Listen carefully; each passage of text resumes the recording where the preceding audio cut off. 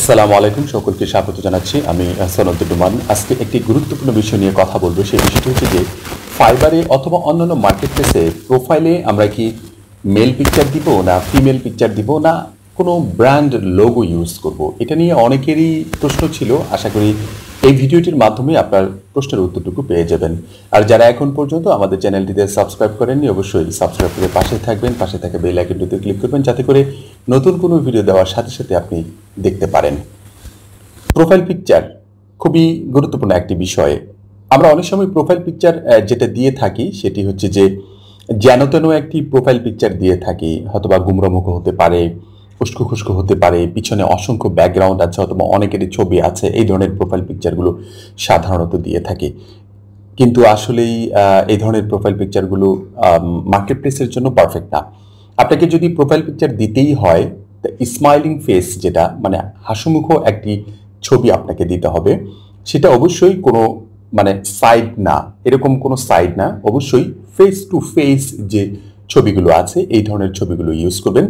আর অবশ্যই একটি হাসিমুখ ছবি দেওয়ার চেষ্টা করবেন। এই কারণেই দেওয়ার চেষ্টা করবেন যে আপনার স্মাইলিং ফেস দেখে বোঝা যাবে যে আপনি কতটুকু মানে বর্তমানে স্বাচ্ছন্দ্য বোধ করে কাজ করতে পারবেন, এরকম একটা অবস্থানে নিয়ে যেতে হবে আপনার এই পিকচারটির মাধ্যমে। আপনার একটা হাসি মুখের ছবিতেই বোঝা যাবে যে আপনি কতটা ভালোভাবে আপনি আপনার মেন্টালিটিটা কতটা ভালো, এই হাসি মুখটাতেই বোঝা যাবে। আর যদি একেবারে গুমরোমুখ করে থাকেন তাহলে দেখবেন যে অনেকে বলবে যে গুমরোমুখ একটু টাইপের, এই ধরনের একটি বিষয়। কিন্তু হাসি মুখা হলে আপনাকে অনেকেই ছবি দেখেও কাজ দেয়, এটা আমার বাস্তব অভিজ্ঞতা থেকে বলছি।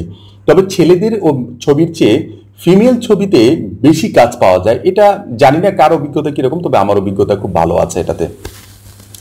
আমি আমার বোনের নামে একটি অ্যাকাউন্ট করেছিলাম, সেই অ্যাকাউন্ট থেকে আমার জেনারেল যে আমার ছবি দিয়ে যে অ্যাকাউন্ট খুলেছিলাম, এইটার চেয়ে 10 গুণ বেশি কাজ আমি পেয়েছিলাম আমার ওই বোনের যে পিকচার দিয়ে যে ইয়েটা করেছিলাম, তার নামে যে অ্যাকাউন্টটা করেছিলাম।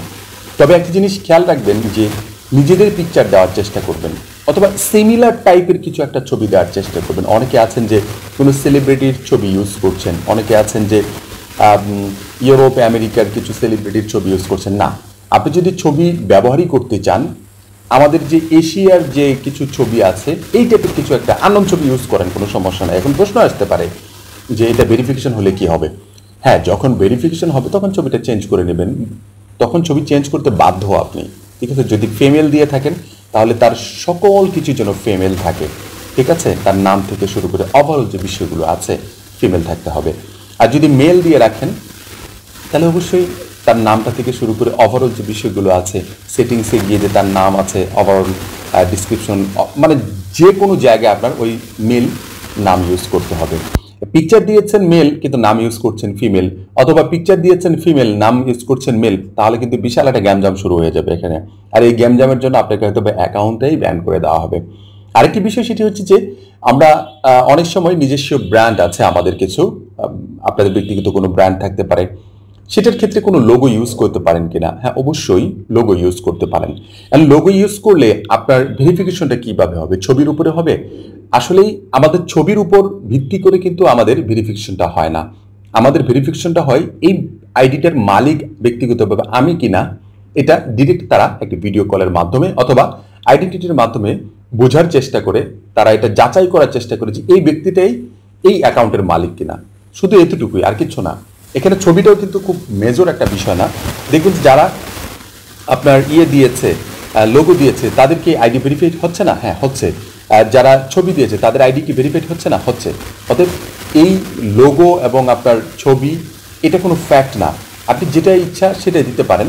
তবে মেল ফিমেল বিষয়টা একটু মেনটেন করার চেষ্টা করবেন। আপনি যদি মেল দেন তাহলে অবশ্যই মেলের নাম মেনশন করার চেষ্টা করবেন, আর যদি ফিমেল দেন তাহলে অবশ্যই ফিমেলের নাম মেনটেন করার চেষ্টা করবেন। যদি এটাতে যদি খাবলা করেন তাহলে কিন্তু আপনি নিজেই ফেসে যাবেন, আর একবার ফেসে গেলে অ্যাকাউন্ট উদ্ধার করা খুব কঠিন হয়ে যায়। আশা করি বুঝতে পেরেছেন।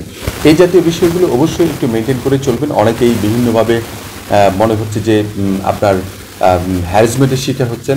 আমি মনে করি যে এখানে হ্যারাসমেন্টের কিছু নেই।